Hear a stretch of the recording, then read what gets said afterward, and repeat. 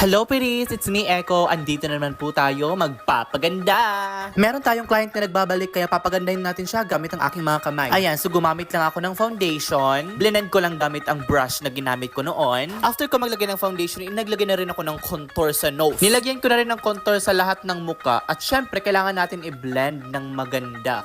Ewan ko na lang talaga. At kung maputi naman ang iyong mukha, kailangan mo maglagay ng red na blush. At ginamit ko tong lipstick na Maybelline New York para mahirapan siyang magbura.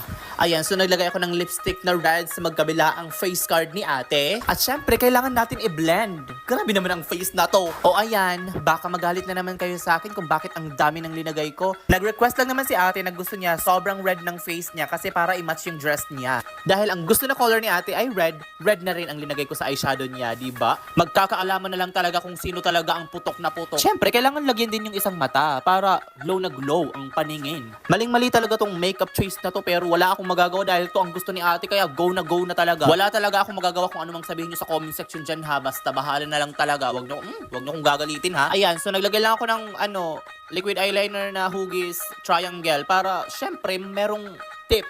Alam mo yun? Ayan, so naglagay na rin ako ng kilay. Black na rin para mas makita talaga at mangibabaw yung color. Black lipstick na rin yung ginamit ko para lahat black.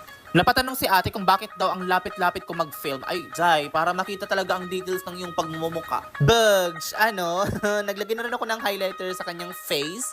And here is the final look. Yes! Slay ate girl dahil yan ang pinakamagandang nagawa ko sa face mo. Mukha lang siyang hindi masaya pero sobrang saya niya. Ayan, nakikita naman natin sa kanyang mga mata. Yun lang. Thank you for watching. Bye! Po tayo magpapaganda.